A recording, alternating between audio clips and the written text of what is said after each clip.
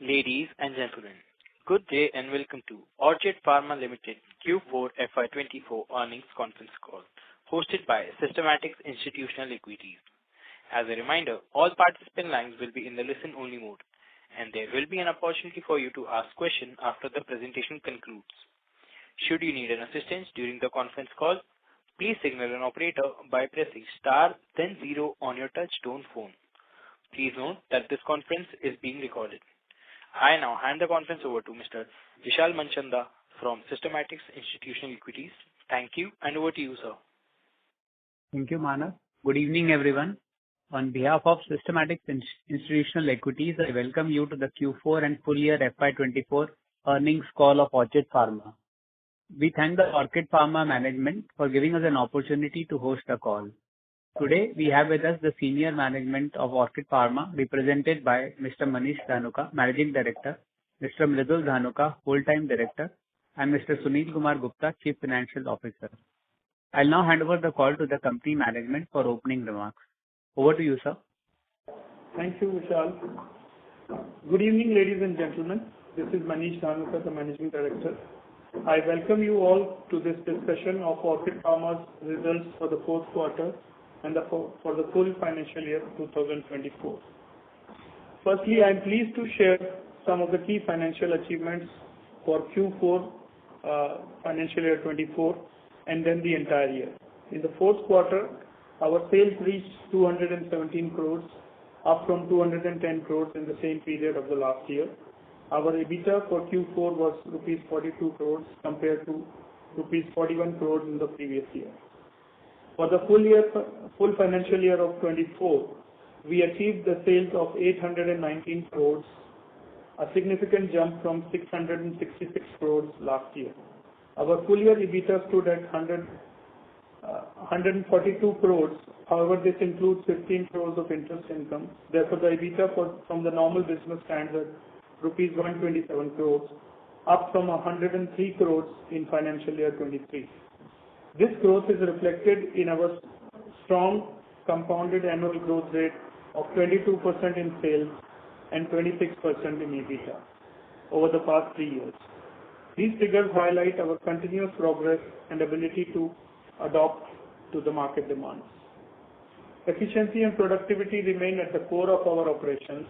Employee expenses have decreased from 9.8% of sales last year to 8.5% this year.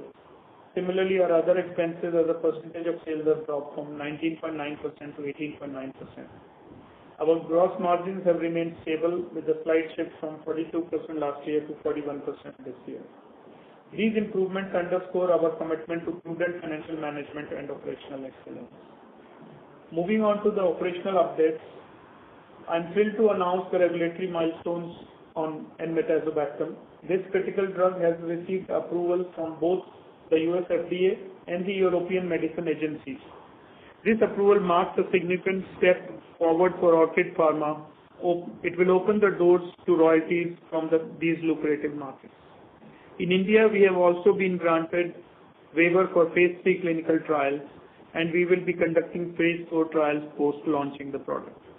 Our initial expectations for launching, which were mid-2025, have now been advanced, and we anticipate starting sales by the next quarter. This accelerated timeline will enhance our revenue streams in the current financial year. For the Indian market, Orchid will partner with a third party with comprehensive hospital coverage while also utilizing our own newly formed AMS division for product distribution. In addition to enmetazobactam, I am pleased to report that we have filed an abbreviated new drug application, ANDA, for ceftazidime avibactam in the USA. This strategic filing is expected to significantly contribute to our own growth in the near future, rebuilding our position in the US market. Regarding our ongoing projects, the 7-ACA project in Jammu is advancing steadily. We have almost completed the land acquisition, which was a hurdle in the past. The technology transfer is completed and trial batches have been successfully produced at our pilot plant in Chennai. The key government permissions required to start the construction have been obtained. However, the delays in land acquisition have shifted our commissioning timelines for Jammu facility to March 26 from the original planned September 25. We have utilized the time during this delay to complete the design work of the facility, which should help in better execution and commissioning. Other noteworthy projects include small capacity rejig in-house, which is progressing as per schedule and is expected to be commissioned in the second quarter of this financial year. This expansion will provide us with necessary capacity to support our growth over the coming years. Additionally, we are making significant progress on the project of downstream products of 7-ACA and the cefiderocol project, which is in collaboration with GARDP and Chinol. With these projects, while these projects are still in their early stages, we anticipate their commissioning sometime in 2026. Looking ahead, our primary challenge will be ensuring the timely and budgeted delivery of these projects. However, with the steadfast support of all our stakeholders and the dedication of our employees, I am confident in our ability to meet these goals. Our robust project management practices will help us navigate any potential risks and ensure successful outcomes. In conclusion, I am optimistic about the future of Orchid Pharma Ltd. Our strong financial performance, coupled with significant regulatory approvals and progress on key projects, positions us well for the sustained success. I would like to extend my heartfelt gratitude to all our stakeholders, employees, investors, and partners for their unwavering support. Together, we will overcome the challenges and seize opportunities, ensuring the continued growth of Orchid Pharma Ltd. Thank you for your attention. I now open the floor for questions and look forward to a fruitful discussion. Thank you. Thank you very much. We will now begin the question and answer session. Anyone who wishes to ask a question may press star and one on their touch-tone telephone. If you wish to remove yourself from the question queue, you may press star and two. Participants are requested to use handsets while asking a question. Ladies and gentlemen, we'll wait for a moment while the question queue assembles.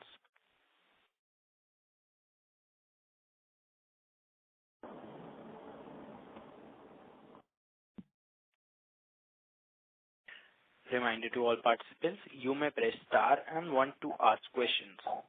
You may press star and one to ask questions. We have our first question from the line of Nikhil from Simple. Please go ahead. Hello. Yeah. Good evening. Am I audible? Yeah, Nikhil, we can hear you. Yeah. Congratulations on a very good year and congratulations on the fast-track launch of enmetazobactam in India.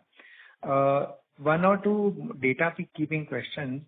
Can you give a breakup of our revenue between regulated market and non-regulated market, and specifically between India, Europe, US, and ROW? Yeah, Nikhil, we don't give country-wise breakup, but I can share with you the regulated and non-regulated breakup for Orchid. The numbers are 40% for regulated and 60% for unregulated markets.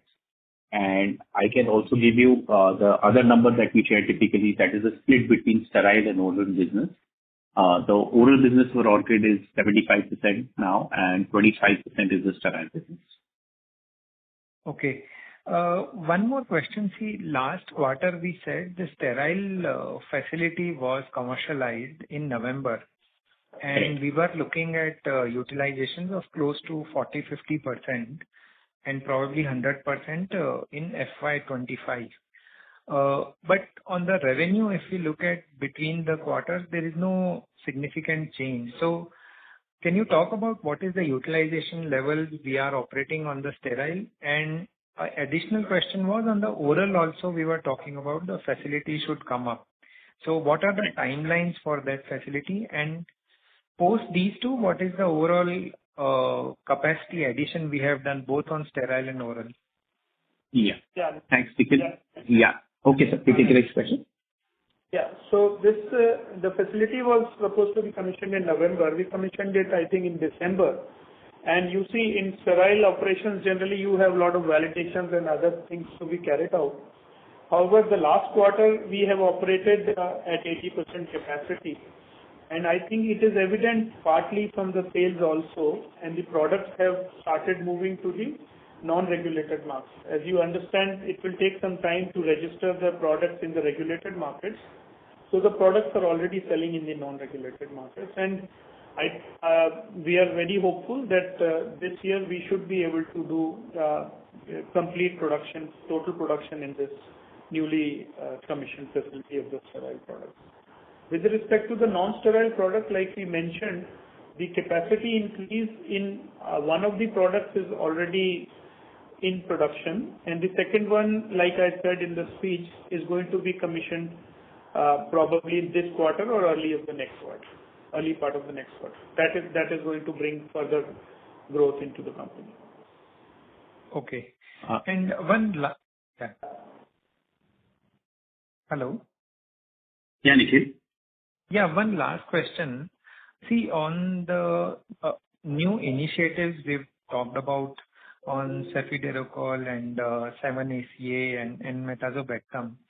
But just if we have to understand the base business, what we've been operating, how should we look at the growth in the base business? Like, based on the opportunity size and the filings, what kind of a growth do you think the base business can sustain over the next 3-4 years? Yeah, our guidance has been, Nikhil, around 20% CAGR. So we are maintaining that at least for the next couple of years. Okay, fine. I'll come back in the queue.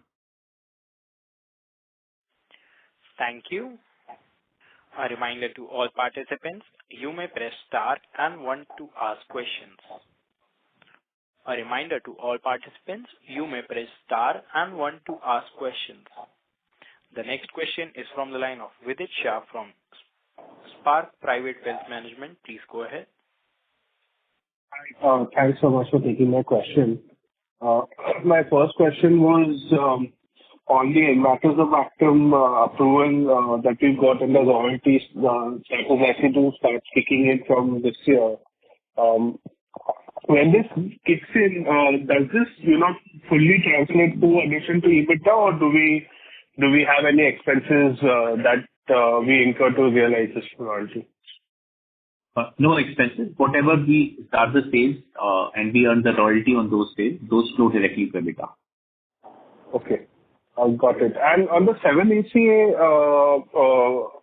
project, I may have missed your commentary, but did you mention that the timelines have been shifted to March 2026? Yes, because of the land acquisition delay. So it is shifted by 6 months. Earlier we were targeting August, September 25. It shifted by 6 months. And so once this is commissioned in March 26, we start seeing, the ramp up of production in FY27. How easy is it to ramp up 7-ACA facility there, and does it take time, or can we start seeing about 75-80% utilization from the first year, given that our trials have already been successfully completed? Yeah, so definitely it's not going to be easy, but our intention is at least to have 2/3 utilization within the first year. Sorry, how much utilization? 2/3, 66%. Roughly. Okay. Yeah. Got it. Also, in terms of the benefits that are likely to accrue, the IRR is expected to be, the payback is expected to be 3 to 4 years. So that still holds true? Yeah, that still holds true. Okay. Understood. Fine. I'll get back in queue for further questions. Thank you. Thank you. A reminder to all participants, you may press star and 1 to ask questions. A reminder to all participants, you may press star and 1 to ask questions. We have our next question from the line of Jailin Shah from JM Financials. Please go ahead. Yeah, hi. Thank you for the opportunity. My first question is on the royalties that we're going to receive. So how is it going to accrue? Is it going to be spread out evenly or will it be lumpy? Yeah. Generally, typically, the royalty, our understanding is any NC sales will take 3 to 4 years to reach the peak. So once it reaches the peak, I think the number should be stable, but it will take 3 years. So it's going to be exponentially increasing, starting from a very low base in the first year to increasing significantly every year after. No, that I agree. It's anyway variable, but I'm saying you're going to record it every quarter or probably fourth quarter, just have a, recorded Yes. in the fourth quarter. So the methodology for recording would be every quarter. Once we get the sales performance report from Electra, they will share the royalty calculations with us, and that's when we will record it. So there might be 1 quarter lag from their reporting versus, our reporting, but it's going to be reported every quarter. Sure. And about the hospital division, if you can share some of your thoughts, how much investment are we, and how many employees are we appointing? What's the investment there? Yeah. Manish will answer this question. Yeah. So we are starting with a small team of about 40 to 50 sales professionals, and we are expecting to launch this division in the second quarter. The major products will be all antibiotics, which will, of course, the flagship product will be our innovative product of cefepime and Enmit as a backbone. And we shall be targeting the tier 1 and tier 2 cities with the hospital multi-speciality as well as the nursing homes. This is our plan for the first year. Okay, very helpful. And any what's the incremental cost that we should build in? I could not. Incremental cost means? For the sales team, it would be reflecting in our employee costs, right? So. Yeah. So that will. We are expecting that division to be independently working independently as a business unit. But yeah, we do expect some investment related to manpower cost, which was partly built into this quarter also, because all the design work and preparations were going on. So that would be there during the year. At this point of time, it's difficult to say how much would be the negative during the whole financial year. Okay, that's helpful. Thanks a lot. Thank you. We have our next question from the line of Nikhil from Simple. Please go ahead. Yeah, hi. Just 2 questions I made. One is the product launch? So what are the timelines of the launch in Europe and US? Any which you can share or Electra has shared with you? No, sorry, Nikhil, we don't have visibility on that. But I think it should be launched very shortly. I think within a couple of months, we should see the product on the market. But that's only my guess. I don't have any information. Okay. And secondly, see, earlier in our past discussions, we had talked about that once the commercial launch and all is closer, we may look at going in as a second source. So any updates over there or any discussions? With respect to, you were saying supplying to Electra? Yeah. Yeah. So only after the launch, those discussions will start. Okay. So as of now, no update. As of now, nothing, yes. Okay. So Electra has also out-licensed the products to the third parties. So I believe it will take some time to start those discussions. Okay. And one last question. See, on our private entity, we had looked at products other than antibiotics. And there was this non-penicillin product range which we were working. And not on the near term over next 2-3 years, but beyond 3-4 years, when you are thinking in Orchid, would you look at going beyond cephalosporin range? Because if you look at our presentations 2 years back, the first target was to complete the basket of products. And probably I would believe now we are close to closing the basket around cephalosporins. So beyond cephalosporins, are we looking at any new segments, or how are you thinking about this? Yeah. So Nikhil, while we sir, believe please that, take that. while we believe that cephalosporins actually have a vast potential considering the new molecules that are in our radar, and we wish to really consolidate our position in being a leader in cephalosporins. But I think your point is very valid, and we've already started setting up an R&D for peptide-related synthesis, and hopefully we should be able to enter into the new technologies, say 2 or 3 years down the line. Okay. And just last question, see, this 7-ACA production would be a largely fermentation-based production, if I'm not wrong. And what we've seen is that there is a lot of fermentation capacities which are coming in India, and probably many supplies are shifting from China also. You talked about peptide, but other than peptides, on the fermentation, would you say that probably on Orchid we can create a edge on the fermentation production, or any thought process on that? Sure, Nikhil. So that's at intent level right now. So definitely the idea of setting up the pilot plant in our Chennai facility itself is to ensure once we commercialize 7-ACA, we get good experience on fermentation and other related products. So our lab is equipped to handle other products as well. But that's going to be, 3 to 5 years after from today. But yeah, that thought is there that fermentation is an area that Orchid will become expert at.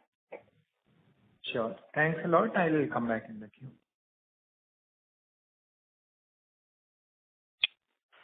Thank you. We have our next question from the line of Viraj Parikh from Carnelian. Please go ahead. Hi, Mridul. Hi, Manish. Congratulations on your results. A few questions from my side. The first is on our new sterile facility which we commissioned last quarter. We've achieved 80% capacity utilization with concentrated sales in emerging markets.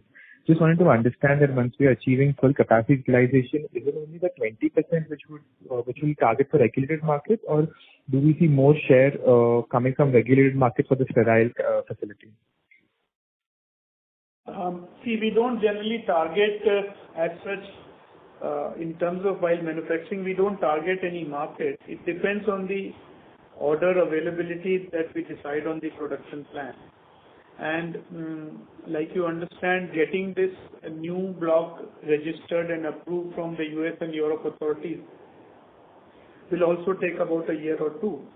So we start by manufacturing the products and doing the stability and other validation activities, and then only we file the documents in regulated markets. Until then, we utilize the facility for non-regulated markets. So I would say at least for this financial year, we continue to supply in the non-regulated markets. And we hope from next year onwards, we will have some registrations coming in the regulated markets. Sure. This second question is, what is our line of communication with Electra? I mean, we are getting this information from the whatever filings are happening in the public domain. But in terms of actually when the sales happen and when we are liable to collect our royalty. So what is the line of communication we have with them as what sales will happen and as and when we receive our royalty, and how frequent is it?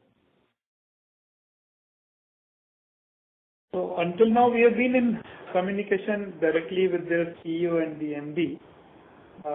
But we will develop the lines of communication now at all the levels as the sales become evident. But we are in communication with the top management there. Okay, sure. Thanks. I'll get back into it. Thank you. The next question is from the line of Rupesh Tatia from IntelSense Capital. Please go ahead. Hello, sir. Can you hear me? Yeah, Rupesh, we can. Yeah. So I have several questions. So first one, sir, is this Dhanuka. Can you give full year, revenue, EBITDA, PAT some indication there, and when will Dhanuka merger be consumed? What is the progress on that? So I can share the revenue numbers, Rupesh, because Dhanuka is a private company. The numbers of PAT and others will be finalized only by September. So revenue is upwards of 500 crores this year. And in terms of the merger timelines, we are still waiting to hear from the stock exchanges. Once we get the NOC, we have to apply to NCLT, and that may take about 12 months. Okay. I see, sir. So it was 275, I think, in half year. So it is above 500 is what you're saying. It's 550 crores, exactly. 550 crores. 580. It's 580 crores. Okay. I see, sir. Okay. And second question, sir, is enmetazobactam there. Can you maybe update on India launch? I joined the call a few minutes late, so if it is repeat, please pardon me. But where are we on India launch of enmetazobactam? Yeah. So for India, we have been granted the phase 3 trial waiver by the DGCI, and we expect to launch it within the next quarter. So earlier our expectation was early next year, but due to the clinical trial waiver of phase 3, we'll be able to launch it this year. Oh, that is very good to hear, sir. Another question, sir, is we launched, I think, avibactam about a year back. So can you maybe, give some color on that, how the sales are panning out, what is, our market share, some color on avibactam. So, I can tell you that we've done well in avibactam. Last year also we sold about 12 crores. This year we sold more than 16 crores of this product. And some of the top brands, they use our API. So I think we are probably the market leader in this product in India. And has there been, some price compression, sir, in this space, or we are holding on to price? Yeah, that's very common in all APIs. The prices do fall, but so do the costs with time. So it's following the same progression. But we are very hopeful that now our export markets will open up, and that will further increase the sales of this product. Okay, I see, sir. Another next question, sir, is cefiderocol. Can you maybe give some update on, how much we have spent, where are we on the capex front, and what are, commercialization timelines? Yeah. So right now, we are involved basically in R&D in development of the API, and we are going ahead and designing the plant, which will be the basically injection manufacturing facility for the cefiderocol injection. The design work is going on. So the investment has not been significant as of now. It's just some consulting fees and all. The investment should start from next quarter onwards when we start the construction manufacturing facility. And what would be the capex outlay, sir, for that project? $15 million is what we have, announced. So, did you say $3 million, sir? 15. Okay, I see. Okay, sir.